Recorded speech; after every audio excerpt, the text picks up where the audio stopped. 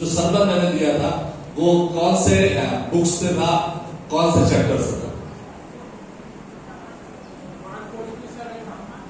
Naaman कोढ़ी। Hallelujah. बेटा को याद है कहां से? नामान कोढ़ी के विषय में लास्ट संबंध में हम सीख रहे थे और हमने अपनी बात खत्म की थी नामान कोढ़ी पर कि एलिशा ने नामान कोढ़ी से कहा 7 बार डुबकी मार और तू चंगा हो जाएगा। नामान कोढ़ी चंगा हो गया। चंगा होने के बाद नामान कोढ़ी एलिशा से मिलने आया और एलिशा से मिलने के बाद वो वापस जाने लगा। हालेलुया। शायद यहां पर स्टोरी खत्म हो गई कि कुछ बची है? हालेलुया। कुछ बची? आगे बढ़ेंगे। दूसरा राजा की किताब, दूसरा राजा की किताब उसका 5वां अध्याय हम सब निकाले। दूसरा राजा की किताब उसका 5वां अध्याय 20 से लेकर 27 आया। मैं चाहूंगा रॉनिक पढ़ देंगे क्या? सामने आएगा दूसरा राजा 5 20 से 27। कि परमेश्वर के भक्त एलिशा का सेवक गेहजी सोने लगा, मेरे स्वामी ने तो उस अरामी नामक को ऐसे ही छोड़ दिया है कि जो वह ले आया था उसको उसने ना लिया, परंतु यहोवा के जीवन का शपथ में उसके पीछे दौड़कर उसमें कुछ न कुछ ले लूंगा। तब गेहजी नामक के पीछे दौड़ा। नामान किसी को अपने पीछे दौड़ता हुआ देखकर उससे मिलने को रथ से उतर पड़ा और पूछा, सब कुशल क्षेमा तो है? उसने कहा, हाँ सब कुशल है, परंतु मेरे स्वामी ने मुझे यह कहने को भेजा है कि एफ्रेम के पहाड़ी देश में भविष्यवक्ताओं के चेलों में से 2 जवान मेरे यहाँ अभी आए हैं, इसलिए उनके लिए एक किकार चांदी 2 जोड़े वस्त्र दो। नामान ने कहा, खुशी से 2 किकार ले ले। तब उसने उससे बहुत विनती करके 2 किकार चांद अलग थैलियों में भरकर 2 जोड़े वस्त्र समेत अपने 2 सेवकों पर लाद दिया और वे उन्हें उसके आगे आगे ले चले। जब वह टीले के पास पहुंचा तब उसने उन वस्तुओं को उनसे लेकर घर में रख दिया और उन मनुष्यों को विदा किया और वे चले गए। तब वह भीतर जाकर अपने स्वामी के सामने खड़ा हुआ। एलिशा ने उससे पूछा, हे गेहजी, तू कहां से आता है? उसने कहा, तेरा दास तो कहीं नहीं गया। उसने उससे कहा, जब वह पुरुष इधर मुंह फेर कर तुझसे मिलने को अपने रथ पर से उतरा, तब से वह पूरा हाल मुझे मालूम था। क्या यह समय चांदी या वस्त्र या जैतून या दाग की बारियां, भेड़ बकरियां, गाय बैल और दाग दासी लेने का है? इस कारण से नामान का कोढ़ तुझे और तेरे वंश को सदा लगा रहेगा। तब वह हिम सा श्वेत कोढ़ी होकर उसके सामने से चला गया। हालेलुया। हालेलुया। बड़ा स्पष्ट है। पिछले सप्ताह हम सीख रहे थे एक छोटी सी गुलाब लड़की, एक छोटी सी बच्ची, ठीक नहीं हो रहा है? देखना तो आवाज शायद पतली हो रही है। Hello check, hello check, hello check, ठीक हो? हेलो हेलो, ठीक आ रही है आवाज? क्या पीछे पड़ रही है आवाज? ठीक है। जब हम पिछले सप्ताह सीख रहे थे,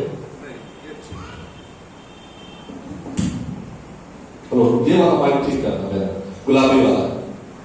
हालेलुया। हालेलुया।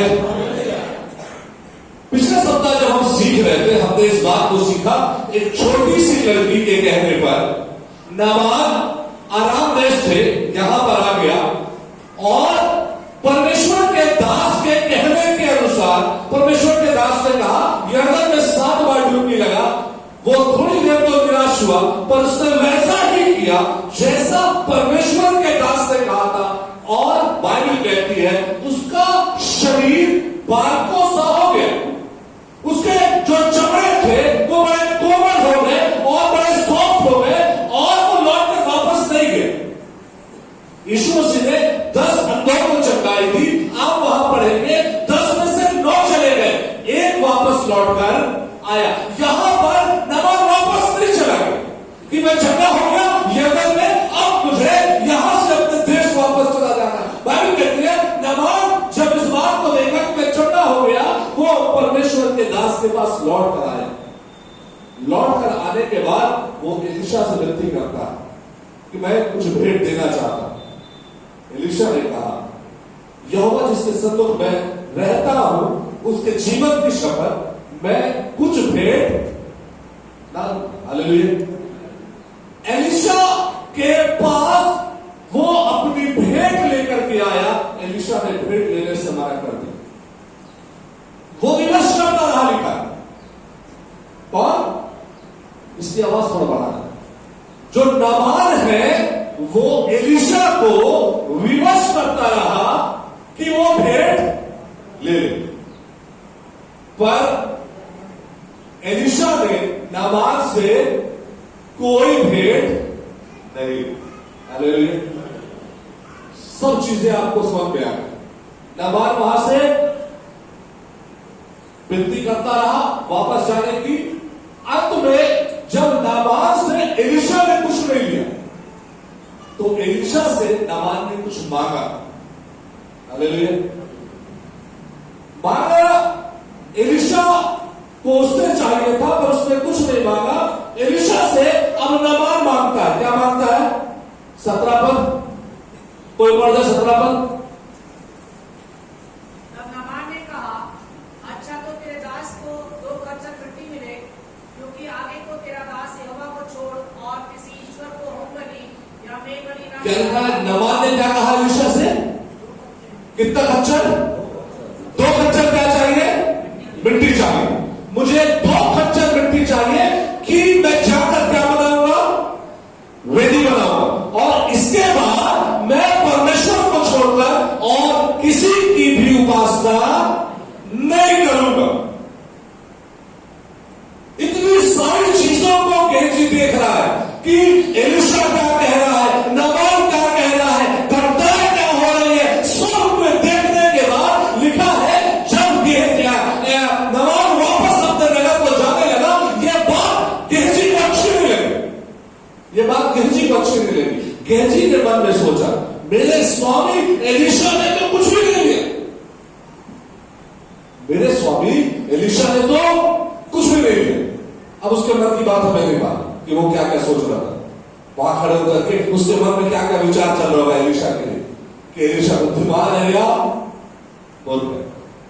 एलीशा मूर्ख है या बुद्धिमान है, कोई बात नहीं, मुझे नहीं मालूम। पर अगर एक स्वाभाविक मनुष्य के बारे में सोचे तो वो ये सोच रहा होगा अरे कैसा मनुष्य है, इतना सारा सोना लेके आया है, इतनी चांदी लेकर के आया है, इतने सारे बहुमूल्य पत्थर लेकर आया है, यदि हम इसे रख लेंगे तो ये बहुत वर्षों के लिए होगा, बहुत वर्षों के लिए हमारे खाने के लिए हो जाएगा, सब चीजों के लिए हो जाएगा। पर परमेश्वर का दास इन चीजों के लिए नहीं सोच रहा कि सोना क्या काम आएगा, वो ये नहीं सोच रहा चांदी क्या काम आएंगे, वो ये नहीं सोच रहा ये पत्थर क्या काम आएंगे। पर परमेश्वर के दास का ध्यान है कि जब नामान वापस जाएगा, अपने देश जाएगा, अपने राजा के पास जाएगा, राजा से बात करेगा और राजा उससे पूछेगा तू झगड़ा होकर तो आ गया है, एलीशा ने तुझसे क्या लिया?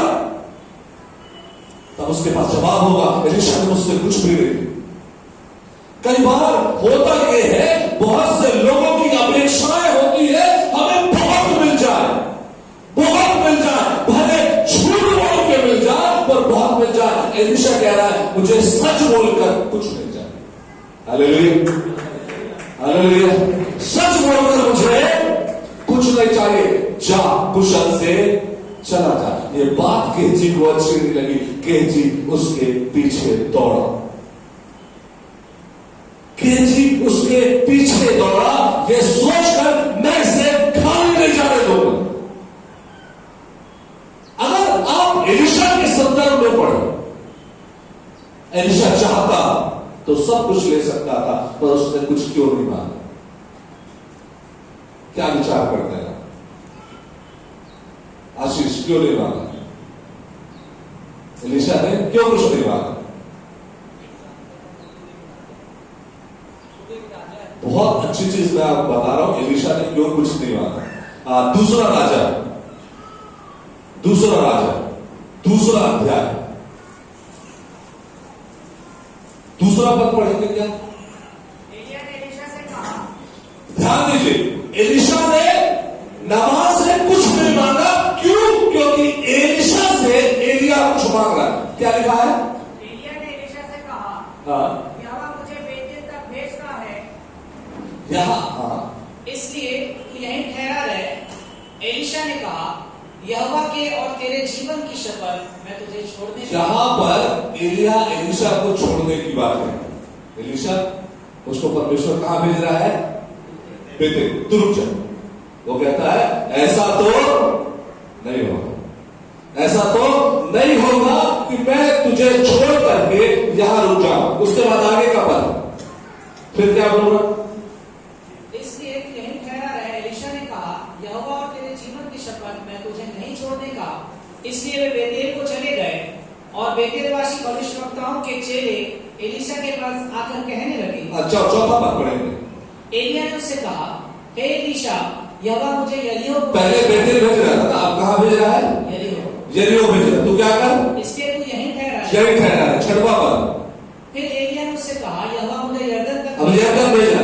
एलिया प्रयास कर रहा है, एलिया की कोशिश है एलीशा कहां रह जाए, वही रुक जाए। मुझे परमेश्वर बेतेल भेज रहा है, मुझे परमेश्वर यरीहो भेज रहा है, परमेश्वर मुझे यरदन भेज रहा है, तू यहां रुक जा। वो कहता होगा रे, ये होगा, मैं तुझे छोड़कर यहां रुक जाऊं, ऐसा नहीं होने वाला। आगे उसके बाद हम लोग देखें छठवां पद। फिर एलिया ने उससे कहा, यहोवा मुझे यरदन तक भेजता है, इसलिए तू यहीं ठहरा रहे। उसने कहा, यहोवा और तेरे जीवन की शपथ मैं तुझे नहीं छोड़ूंगा। दावा पद देखिए। उनके पास पहुंचने पर एलिया अब प्रभु की बात है।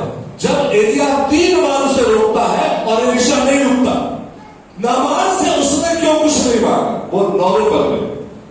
उनके पार पहुंचने पर एलिया ने एलीशा से कहा, एलिया ने एलीशा से कहा, इससे पहले कि मैं तेरा जो साथ है वो छूट जाए और मैं क्या कर लिया जाऊं? तेरे पास से उठा लिया जाऊं। जो कुछ तू चाहे कि मैं तेरे लिए करूं वह मांग। Hallelujah, hallelujah.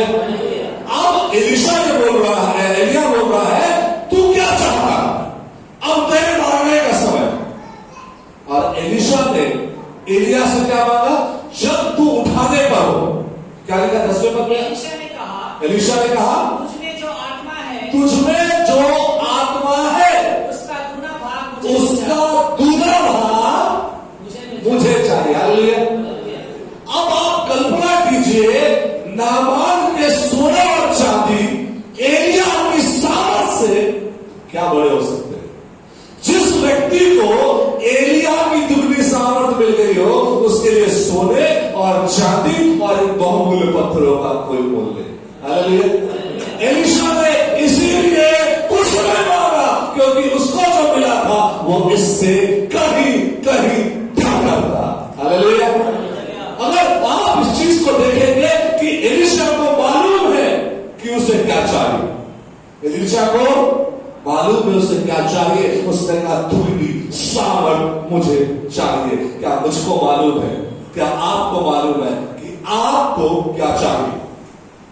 ये एक बड़ा प्रश्न मेरे सामने है और एक बड़ा प्रश्न आपके सामने है। क्या आप जानते हैं कि आपको क्या चाहिए? कई बार बड़े ऐसे चीजों को हम मांगते रहते हैं जिनके कोई मायने नहीं होते। उन चीजों की डिमांड करते रहते हैं जिसके कोई मायने नहीं होते। अगर आप डिज्नीलैंड की स्टोरी को पढ़ें, जिसमें अलादीन और जिन की कहानी है, उसमें 3 बात वो कहता मान, 2 बात वो ऐसी मांगता जो अपनी डिमांड को वेस्ट कर देता, और जीनी उससे बोलता सोच लेना 2 डिमांड तेरी वेस्ट हो गई, अब जो मांगेगा यदि वेस्ट हो जाएगी तो ये भी वेस्ट हो जाएगी। कई बार हम परमेश्वर के सामने जाते हैं और परमेश्वर हमसे कहता मैं करने को तैयार हूं, और हम कैसे डिमांड करते हैं? वेस्ट डिमांड, जो कुछ समय की है उसके बाद समाप्त हो जाएगी। पर एलीशा कहता मुझे वेस्ट डिमांड नहीं चाहिए, मुझे पूरा तक नहीं चाहिए, मुझे चाहिए वो जो परमेश्वर का है। उसने कहा मुझे दुगनी सामर्थ चाहिए। तो तू चला जाएगा तो मैं तेरे से बड़े काम करना चाहता हूं, मुझे दुगनी सामर्थ चाहिए। अगर आप उत्पत्ति की किताब को पढ़ें तो आप इस बात को पाएंगे एसाव और याकूब के संदर्भ। एसाव को जो मिला है वो नहीं जानता कि उसे क्या मिला। एसाव के पास सबसे अच्छी चीज है, पर एसाव को उसका मूल्य नहीं मालूम।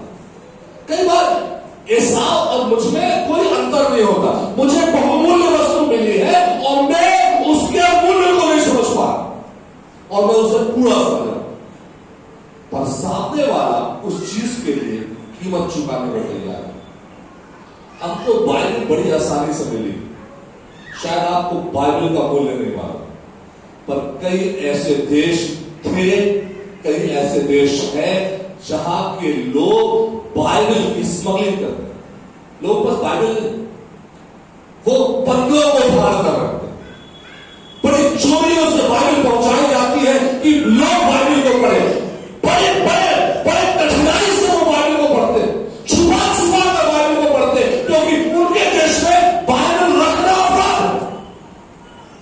उनके पास वचन नहीं है, बड़े बड़े कठिनाई से उनको वचन मिलता है कि वो पढ़ सके। उनके पास उनसे मूल्य पूछे कि उसका मूल्य क्या है। आपके पास शायद एक घर में 10 से 20 बाइबल रखी होगी जिसके कोई मायने नहीं, आधी से ज्यादा बाइबल धूल खा रही होगी।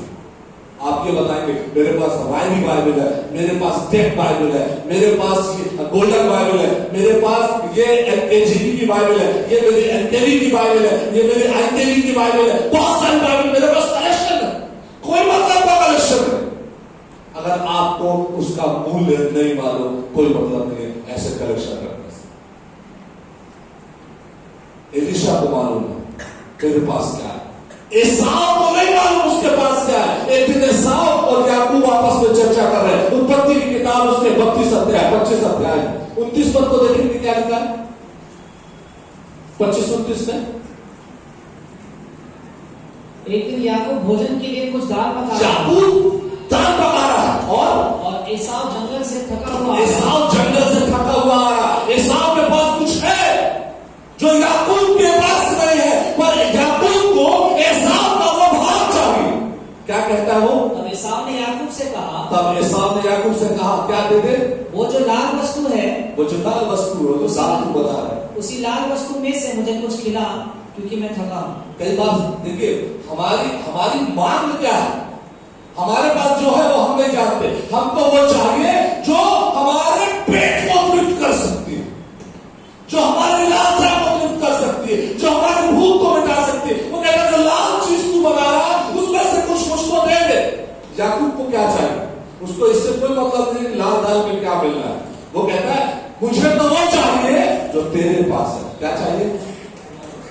आगे नहीं, याकूब क्या मांग रहा है? नेक्स्ट याकूब ने कहा अपना पहलौठे का अधिकार आज मेरे हाथ में बेच दे। कई बार जो आपके पास है, एसाव के पास पहलौठे का अधिकार है। एसाव अधिकार को नहीं जान पा रहा कि मेरे पास क्या है। वो कह रहा है मुझे लाल दाल चाहिए। आपके पास और मेरे पास परमेश्वर की संतान होने का अधिकार है, हमें नहीं मालूम और हमने अपने अधिकार को खो दिया। उस अधिकार को खोने के कारण हम गुलामी में चले गए। आज हमें से बहुत से लोग हैं जो पाप की गुलामी में जीवन बिता रहे हैं। हमने अपना अधिकार खो दिया। एसाव ने क्या कहा? आगे एसाव ने कहा देख मैं तो अभी मरने पर हूं, अधिकार मैं क्या करूंगा? मरने पर हूं। ऐसा नहीं है बिल्कुल। वहां पर अगर आप देखेंगे तो एसाव दाल नहीं खाता तो मर जाता है, ऐसी कोई बात नहीं। यदि वो अपने घर जाता तो उसकी मां उसको अच्छा भोजन करा सकती थी। यदि वो अपने घर जाता तो उसकी मां से और अच्छा भोजन करा सकती थी, पर उसकी नजर लाल दाल पर, उसकी नजर लाल दाल पर है। मुझे तो ये चाहिए, इसके लिए चाहे मुझे अपने अधिकार को बेचना पड़े तो भी मैं अपने अधिकार को बेचने के लिए तैयार हूं। याकूब को मालूम है उसे क्या चाहिए, याकूब को मालूम है उसे अधिकार चाहिए। उसने कहा आज बेच दे, उसने बोला बेच दिया, उसने अधिकार को खरीद लिया। एसाव बिना अधिकार का रह गया और याकूब के पास पहलौठे का अधिकार आ गया। हालेलुया। आपको क्या चाहिए आपको जानना है। याकूब को पता है याकूब को क्या चाहिए। हमेशा याकूब बहुत बुद्धिमानी से काम करता है। एक जगह और याकूब को क्या चाहिए, देखिए 32 अध्याय का 26 पद पढ़ेंगे क्या?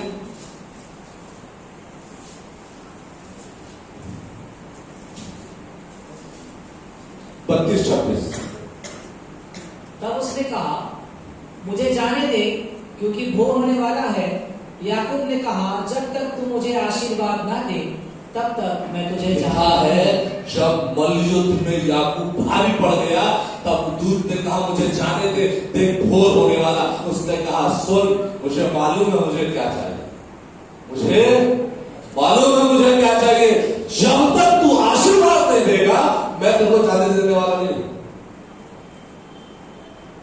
आराम से जाने दे सकता था, ठीक है चला जाए, कोई बात नहीं, मैं तो जीत गया, जीत भी तुम्हारी, या जीत के नशे में बोल सकता था, कोई फर्क नहीं पड़ता। उसने कहा बिल्कुल नहीं, जब तक तू आशीर्वाद ना दे ये हो नहीं सकता कि तू मुझे छोड़कर चला जाए। उसने आशीर्वाद को ले लिया अधिकार के साथ। याकूब जानता है याकूब को क्या चाहिए, एलीशा को मालूम है एलीशा को क्या चाहिए। नहम्याह के जीवन के विषय में एक और बात बताऊंगा, 2 अध्याय 2 पद। नहम्याह को मालूम है कि नहम्याह को क्या चाहिए, 2 पद, दूसरा अध्याय।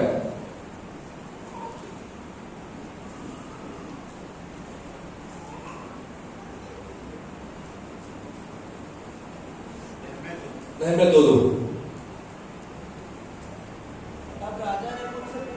तब राजा ने उससे किससे पूछा? तब राजा ने नहम्याह से पूछा, क्या पूछा? तू तो रोगी नहीं है, फिर तू उदास क्यों है ना? तू रोगी नहीं है फिर तू उदास क्या हो गया? रोज मैं तुझे देखता हूं, तेरे चेहरे पर मुझे तेज नजर आता है, और तू बीमार भी नहीं है फिर भी तू उदास है। नहम्याह ने क्या कहा? उदासी होगी। आगे तब मैं 4 पद। राजा ने मुझसे पूछा, फिर तू क्या मांगता है?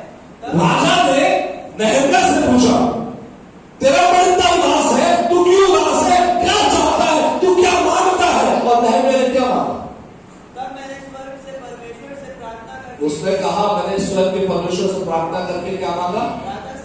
राजा से कहा, यदि राजा को भाए तो तू अपने दास से प्रसन्न हो, तो तुझे यहूदिया और मेरे प्रमुखों की कब्रों पुरखाओं की कब्रों को नगर को बेच, ताकि मैं उसे बनाऊंगा। यहाँ पर आप नहम्याह के बारे में पढ़ेंगे, नहम्याह को मालूम है नहम्याह को क्या चाहिए। उसने कहा मैं अपने पुरखाओं की कब्रों को बनाने जाना चाहता हूं, मैं उस शहर पनाह को बनाने जाना चाहता हूं जो टूटी और जली हुई। चाहता अच्छा सोना मांग सकता था, चाहता चांदी मांग सकता था, अच्छे वस्त्र को मांग सकता था। उसने कहा ना मुझे सोना चाहिए ना मुझे चांदी चाहिए, मुझे अपने लोगों के पास जाना है कि उनके लिए मैं कुछ कर सकूं, उनके लिए कुछ कर सकूं। आज मुझे इस बात को देखना है परमेश्वर ने ऐसी कौन सी वस्तु है जो मुझे नहीं दिया। मैं अपनी बात नहीं कर रहा, मैं आपकी अपनी व्यक्तिगत बातों को कर रहा हूं। आप अपने व्यक्तिगत जीवन में देखिए, क्या परमेश्वर ने आपको भौतिक आशीष नहीं दी? क्या परमेश्वर ने आपको आत्मिक आशीष नहीं दी? क्या परमेश्वर ने आपको आर्थिक आशीष नहीं दी? क्या परमेश्वर ने आपको पारिवारिक आशीष नहीं दी? क्या परमेश्वर ने आपको सामाजिक आशीष नहीं दी? सब कुछ दिया, जो चाहिए सब कुछ परमेश्वर ने आपको दिया है। और प्रियो, जब वास्तव में मेरी बारी आती है देने की, तो मैं कहां ठहरता हूं वो देने। नामान को जो मिला वो देने के लिए तैयार है। आपको सब कुछ मिला, क्या आप ये कह सकते हैं कि हाँ मैं भी परमेश्वर तुझे देने के लिए तैयार हूं, मैं कुछ भी छुपाना नहीं चाहता, कुछ भी बचाना नहीं चाहता। कई बार जब गिविंग की बात होती है प्रियो, तो आप देखिएगा लोग देने से ज्यादा छिपाना चाहते हैं। अभी फेसबुक हम लोग सब चलाते हैं, मैं फेसबुक मैं भी चलाता हूं और मैं देखता हूं कई बार बहुत अच्छे अच्छे पोस्ट, बड़ी कार, परमेश्वर का धन्यवाद हो, परमेश्वर ने बड़े काम किया, परमेश्वर ने बड़ा कर दिया। शादी की फोटो, इंगेजमेंट की फोटो, सारी आशीषों को बांट कर। और जब कभी गिविंग की बात आती है तो पता चलता है 10 करोड़ की कार तो खरीद ली, पर 10 रुपए परमेश्वर के भवन में देने के लिए हमारे पास नहीं। बहुत सारी आशीषें पाली, सब चीजें हैं, पर परमेश्वर के लिए क्या हमने किया है, ये बड़ा प्रश्न है। नाबाल ने कहा मैं देना चाहता हूं, एलीशा ने कहा मैं लेना नहीं चाहता। आगे जब वहां से वो चला गया, नाबाल चला गया, गेहजी दौड़ते हुए उसके पास जाता है। गेहजी क्या कह रहा देखिए, फिर से वापस आएंगे, दूसरा राजा 5वां अध्याय। गेहजी उसके पास वापस जा रहा है, वापस जाकर क्या कह रहा है कि किसने मुझे भेजा है? उसने कहा हाँ सब कुशल है, परंतु मेरे स्वामी ने मुझे किसने भेजा है? मेरे स्वामी, मेरे स्वामी एलीशा ने मुझको भेजा है। काहे के लिए भेजा? कि अचानक मेरे घर 2 गेस्ट आ गए और दोनों गेस्ट को देने के लिए कुछ सोने और कुछ कपड़े चाहिए, कुछ चांदी चाहिए, और वो उसकी डिमांड वहां रखने लगता है। मैंने प्रारंभ में कहा हमको मालूम होना चाहिए मुझे क्या चाहिए। याकूब को मालूम है, एसाव को नहीं मालूम, नहम्याह को मालूम है, राजा को नहीं मालूम। यहां पर एलीशा को मालूम है क्या चाहिए, गेहजी को नहीं मालूम क्या चाहिए। वो चांदी और सोने के पीछे भाग रहा, जबकि मेरा गणित ये बोलता है एलीशा और एलिया इनसे बढ़कर यदि किसी को होना था तो वो किसको? गेहजी। हालेलुया।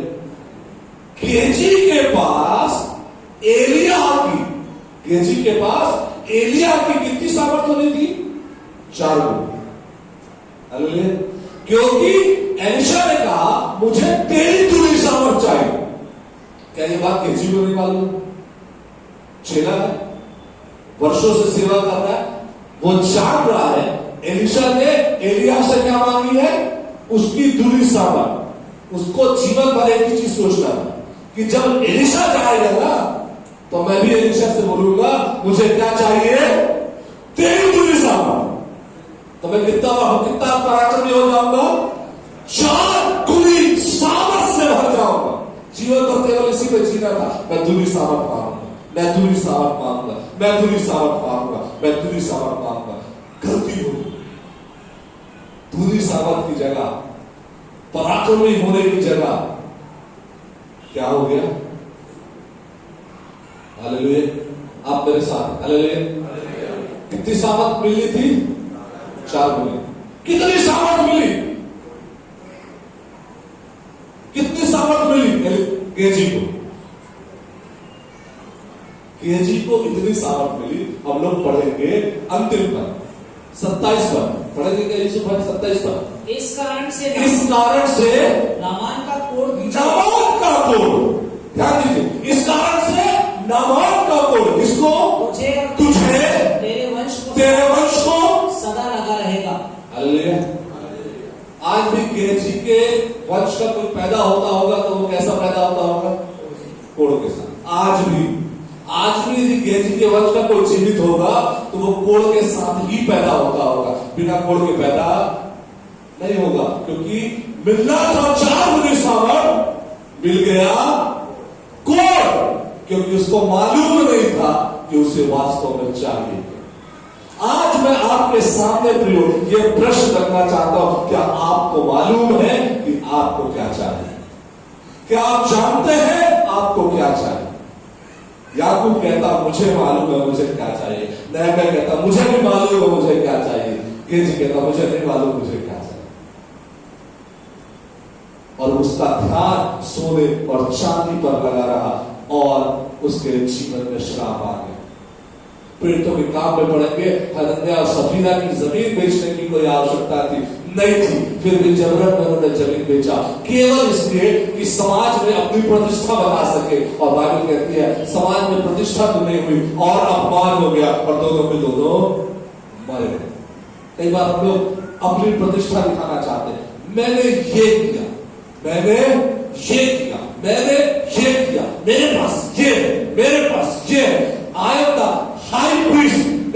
हाई पोजीशन, सब कुछ है मेरे पास, पर अंत में पता चला सब कुछ तो था, जीवन क्या हो गया? नाश हो गया। आपके पास क्या है? आनंद का विषय, पर उसमें परमेश्वर का क्या है, ये उससे भी बड़ा आनंद का विषय। कई बार लोग ये कहते हैं मैंने कमाया है, मैं क्यों दूं? मैंने परिश्रम किया है, मैं क्यों दूं?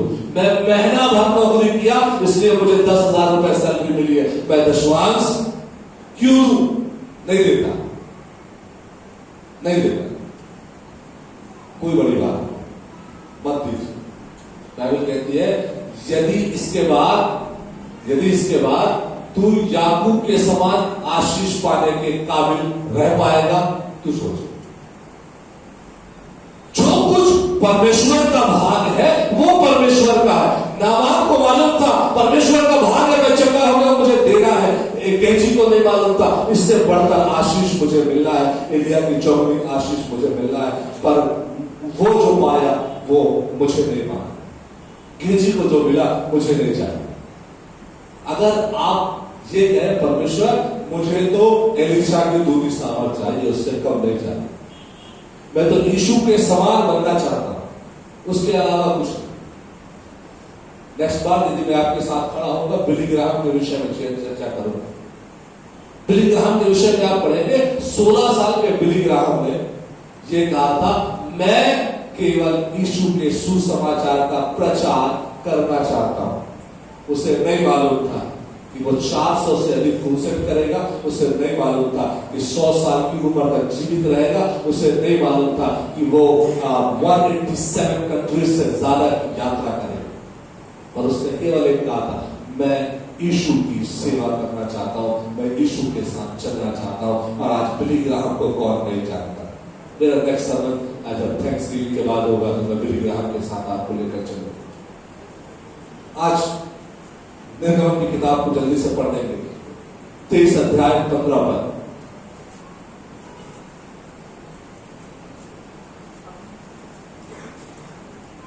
अख़मीरी रोटी का पर्व मनाना, उसमें मेरी आज्ञा के अनुसार अबीब महीने के नियत समय पर 7 दिन तक अख़मीरी रोटी खाया करना, क्योंकि उसी महीने में तुम मिस्र से निकल आए थे। मुझको कोई छूछे हाथ अपने मुंह न दिखाए। लिखा हुआ है मुझको, हालेलुया, परमेश्वर बोल रहा, मुझको कोई छूछे हाथ अपना, ऐसे लिखा गया। फिर से बार पढ़ देंगे क्या? 23 अध्याय का लास्ट भाग, उस पद का लास्ट भाग 15 पद का। मुझको कोई छूछे हाथ अपना मुंह न दिखाए। मुझको कोई छूछे हाथ अपना मुंह न दिखाए। ये परमेश्वर बोल रहा है ना, कंफर्म। चलिए 19 पद, 19 पद में क्या लिखा है? अपनी भूमि की पहली उपज का पहला भाग अपने परमेश्वर यहोवा के भवन में ले आना। बकरी का बच्चा उसकी माता के दूध में न पकाना। लिखा है पहली भूमि का जो पहली उपज है उसको ले आना। ये वाला भाग समझ में नहीं आएगा आपको, जो सेकंड वाला भाग है कि बकरी के बच्चे को उसकी मां के दूध में नहीं बनाना। जो लोग गल्फ कंट्री गए हैं वो जानेंगे इस चीज को, या कश्मीर जो गए हैं वो जानेंगे। कश्मीर में मटन को दूध में बनाया जाता है, दूध में पकाते हैं, पानी में मसालों में नहीं बनाते, जो आप खा भी नहीं। तो यहां वो मेन चीज कह रहा है अपनी पहली उपज क्या करना? किसके पास लाना? अपने परमेश्वर के पास। यदि आज मैं केवल ये करूं, एलिशा और मैं, एलिया जो परमेश्वर का दास, एलिशा दुगनी सामर्थ पाने वाला, और उसके बाद मैं कहां पर हूं? मैं यीशु के स्थान पर हूं। आपको यह प्रश्न करना है मैं कहां पर हूं? क्या मैं चौगुनी सामर्थ की आशा में बढ़ रहा हूं, या मैं संसारिक आशीषों के लिए कोड़ की ओर बढ़ रहा हूं? दो ही चीजें, या तो आप चौगुनी सामर्थ पा लेंगे, या तो कोड़ के बीमारी से आप ग्रसित हो जाएंगे। आपको क्या चाहिए? आपको क्या चाहिए? आप क्या मांगना चाहते हैं? आप जो मांगना चाहते हैं परमेश्वर से मांग लीजिए। बाइबल कहती है परमेश्वर आपको दे देगा। आमीन। क्या आप विश्वास करते हैं परमेश्वर आपको दे देगा? हालेलुया। बहुत सारी चीजें हैं, बहुत सारी गवाहियां, मैं आपको एक बात कह सकता हूं, ऐसा कोई व्यक्ति नहीं जो ये कहे मैंने परमेश्वर से मांगा और मैंने नहीं पाया, मैंने मांगा और नहीं पाया। बहुत कम स्त्रोतों में मैं अपनी गवाही दे सकता हूं, बहुत कम स्त्रोतों में परमेश्वर ने बहुत आशीष दी, बहुत कम स्त्रोत। जब कोई पासवानों की सैलरी सुनता है तो बोलते इतने कम, उसके बाद इतने कम स्त्रोतों में परमेश्वर ने बहुत आशीष दी। क्यों? क्योंकि परमेश्वर ने मेरे साथ जो वाचा ठहराई है, परमेश्वर उस वाचा के साथ आज भी विश्वास योग्य है। परमेश्वर ने जो वाचा आपके साथ ठहराई है, परमेश्वर उस वाचा के साथ आज भी विश्वास योग्य है। मैं कहता हूं मैं परमेश्वर के साथ विश्वास योग्य हूं। क्या आप कहते हैं हाँ मैं भी विश्वास योग्य हूं? यदि आप कहते हैं मैं विश्वास योग्य हूं, जो परमेश्वर ने दिया है उसमें परमेश्वर को देने में मैं कोताही नहीं बरतूंगा। जो परमेश्वर ने दिया है मैं उससे बढ़कर दूंगा। आप विश्वास कर लीजिए, परमेश्वर आपको उससे बढ़कर देगा। हालेलुया। ऐसी कोई चीज नहीं जो परमेश्वर आपसे छुपा करके रखे। आप कहिए मुझे मालूम है मुझे क्या चाहिए, आप मांगना शुरू कीजिए, आप मांगना शुरू कीजिए, परमेश्वर आपको देना शुरू करेगा और इतनी बड़ी कठिनाई देगा कि आप थक जाएंगे काटते काटते, पर आशीष परमेश्वर की खत्म नहीं होगी। परमेश्वर आप सबों को बहुत आयास से आशीष दे।